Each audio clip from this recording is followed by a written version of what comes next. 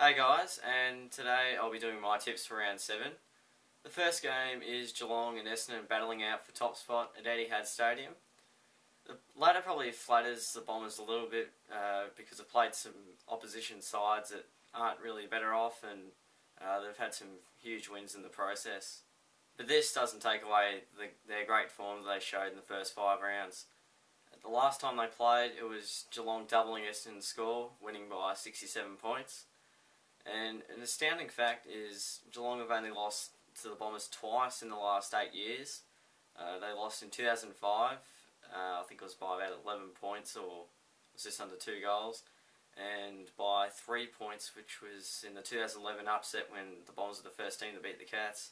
This is a tough game to tip because, of course, it can go either way. With Essendon's poor form last week and Geelong doing pretty well against Richmond, I just have to go with Geelong by 26 points.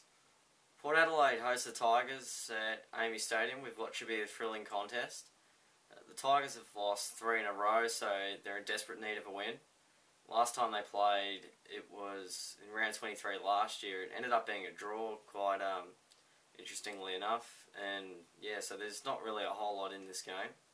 I've liked Port's somewhat recent form against Richmond because they've been able to be quite competitive, whether it's been at home or away. I remember they won by 10 points, I think it was in 2010, and that was at Etihad Stadium, or it might have been Telstra Dome back then.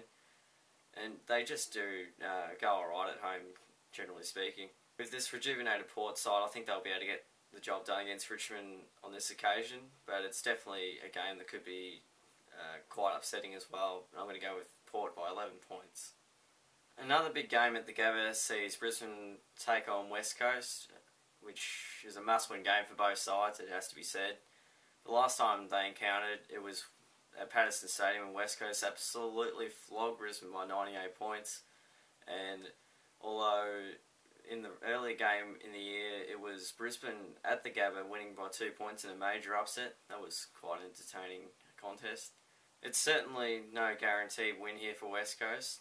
They seem to be in the box seat for a win. I just don't think Brisbane will be able to get a big enough score because they haven't been really scoring that well in recent weeks, or for most of the year for that matter.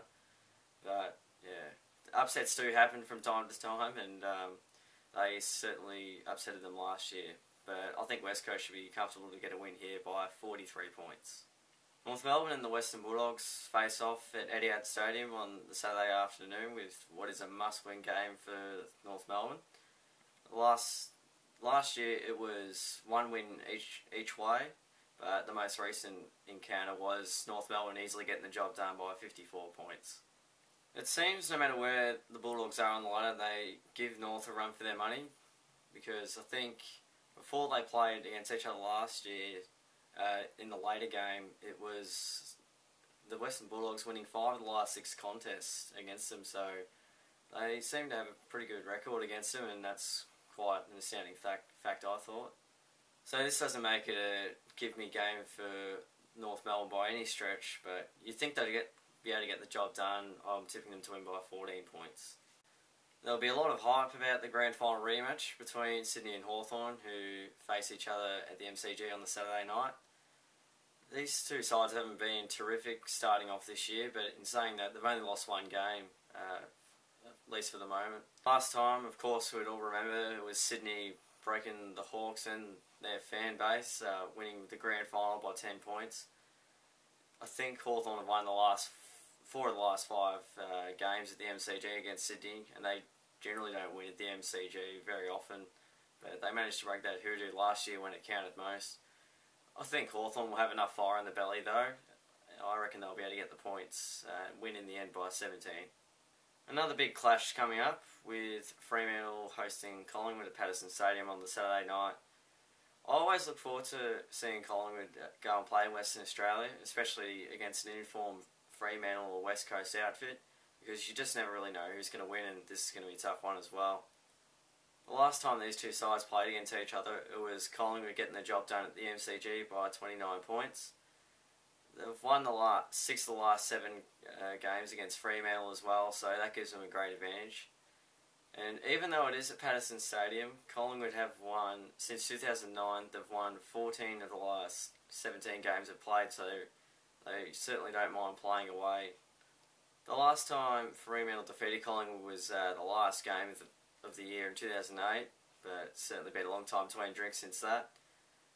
Fremantle to me only seem like a 12 to 14 goal side, and at the moment with their injuries and so forth.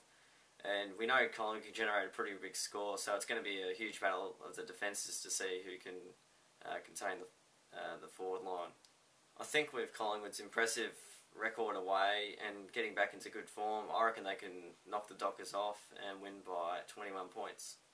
Adelaide travelled to Skoda Stadium to take on a winless GWS outfit on the Sunday. The last time they played, it was Adelaide getting the job done by 119 points, which was also at Skoda Stadium. Whilst these two sides didn't really get a win last week, they were reasonably competitive, and especially GWS giving Essendon a bit of a scare, and I couldn't believe it myself. If Adelaide lose this, they've got some serious issues if they do manage to, but they should win quite easily here, even without Taylor Walker. I reckon they'll win by 55 points. Melbourne hosts the Gold Coast Suns at the MCG on the Sunday. The last time they played against each other, it was Melbourne doing enough to get the win by 7 goals of 42 points.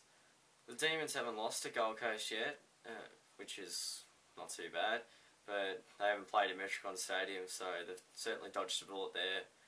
Chris Dawes will also be making his long-awaited debut for Melbourne after starting out at Collingwood in 2008 and moving over to Melbourne at the end of last year. I think Gold Coast are going in as favourites, but they haven't won a game at the MCG against anyone, so I think they'll work against them, and so I'm going to go with Melbourne by 10 points. The last game in the round poses to be an interesting contest between St Kilda and Carlton. St Kilda have won the last 3 against the Blues, and they have an absolutely incredible record. They've won 15 of the last 17 contests against them, and they had 12 in a row against them between 2002 to 2009, so they love playing the Blues. Although it's two very different sides this year. Whilst St Kilda were reasonably competitive against Collingwood last week, they couldn't quite get the job done, and Carlton won 3 on the trot after losing their first 3 games, so they bounced back quite comfortably. It should be interesting. It's obviously not guaranteed for the Blues to win, going by St Kilda's recent record.